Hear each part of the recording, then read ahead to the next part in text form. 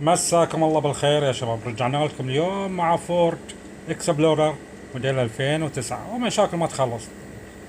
بدأنا في الفحص، اتضح عندنا ان في كودات في كل جهة، في الاي بي اس، بي سي ام، فور ويل درايف. مسحنا الكودات وردينا مرة ثانية وطلعت نفس الكودات، ودائما كل الكودات حطت على السيركت. في مشكلة في السيركت، شورت سيركت، ايرور سيركت، يعني عندنا مشاكل وايد. لكن لاحظنا ان السيارة من نمشيها والايسي طافي ما يطلع ولا كود. طبعا مشينا مسافة 25 كيلو فيها ولا كود في السيارة، لكن من نشغل الايسي تبتدي الكودات باستثناء طبعا الابيس بروحه طلع في النهاية.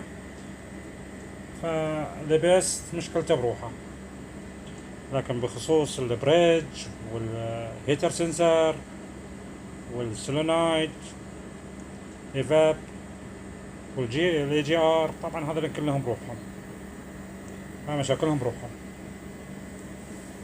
الحين خلينا نمشي نشوف. رجعنا لكم يا شباب. طبعا ولا عندنا الاي بي اس، طبعا خاص بروحه الاي بي اس غير الباقي. ففحصنا الكودات الخاصة بالاي بي اس، طلعت عندنا الكودات ذي. رحنا حق النشرة الخاصة بالفورد، اتضح عندنا ان لازم تغير الاي بي اس. طبعا الحين بنروح ننتقل حق نفحص الاي سي وش مشكلته. طبعا هالكونكترات، البادي هو اللي خاص بالمكيف. فطبعا مثل ما هو واضح الكمبيوتر على اليمين موصل مباشرة للريلي. طبعا عندنا مشكلة في الشورت سيركت. فطبعا هنا نفحص الريلي. هنا طبعا واير خاص كهرباء. هنا البداية هالجهة لازم يكون كهرباء، طبعا كهرباء موجودة. الجهة الثانية طبعا هي من الكمبيوتر لازم ارت، لكن مفاجأة انه كهرباء، ما عندنا خط واحد. هنا طبعا تشغيل الكمبريسر. رجعنا حق الجهة الثانية من الكونكتر، فحصنا بطلنا شوي، لقينا الوايرات ما شاء الله الله لا يرويكم، الوايرات تقريبا شبه ذايبة يا شباب، يعني ملصقة تلصق، يعني قاعد تفتش واير من واير، وهاي دليل ان في الوايرنج فيه خلل.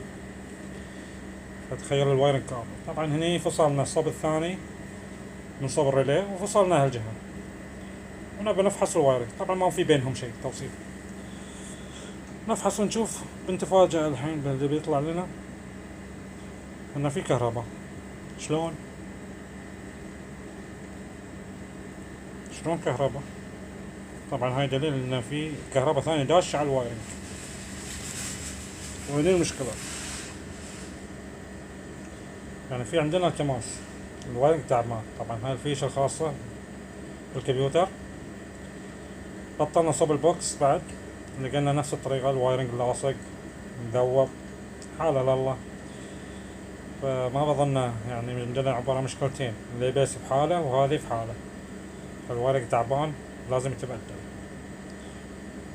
طبعا الوايرنج هي قطعتين. طبعا هذه القطعة الثانية اللي هو حق كونكتر انجنت والترانسميشن، هذا اللي يخص حق الوايرنج الاولي، والثاني طبعا يخص الاي بي اس. طبعا هي من هني يروح لهناك. هاي مشكلة وايرنج طويل. هذه وصل حق الفيشة بي طبعا، اللي هي بادي، فيشة البادي. الحين احنا نشوف الاي سي. طبعا ما نسيت اخبركم يا شباب ان راعي السيارة جاب السيارة الاي سي شغال، لكن ما شاء الله طلعت البلاوي، طفى الاي سي وانا اشغل السيارة، يعني مو كأنه يدور لي مشاكل على الاي سي. المهم شغلنا الاي سي. طبعا هذا اللي انا فاصل وايرات، وهني الوايرنج عندنا ما شاء الله متيبس، والجهة الثانية قدام متيبس اللي داش على السيارة. تخاف تحرك شيء يتكسر الوايرنج ويعتفس زيادة، فلازم نجيب له وايرنج من هني لهني على اساس انه نفحص ونشوف. وطبعا الفيشتين البقية من فوق الماكينة ونازل للجير. شغلة طويلة يا شباب. فالحين بندور له وايرنج وبنشوف ان شاء الله نحصل وايرنج. طبعا هني شغلنا الوضع طبيعي، ما في اي مشكلة، بس بدون مكيف. من تشغل المكيف تبتدي الكودات تطلع،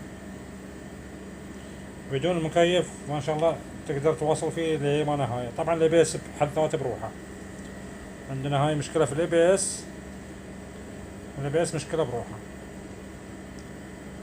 ردينا نفحص الصوب الثاني. طبعا هني فحصنا بطريقة ثانية بعد، طلع لنا 3 فولت تقريبا، بس انه سامحوني ما يبين النور. فتقريبا في عندنا كهرباء. الحين بفتح السويتش يعطيني ارت. بفتح السويتش الحين نشوف الكهرباء ايش كثر موجودة.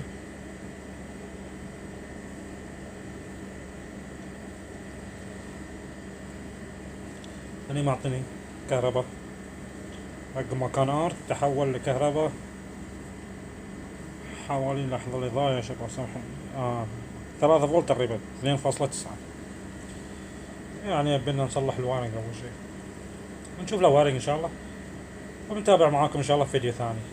ويعطيكم العافية يا شباب. طبعا توصيلات طويلة، والله المستعان. ويعطيكم العافية يا شباب. السلام عليكم ورحمة الله.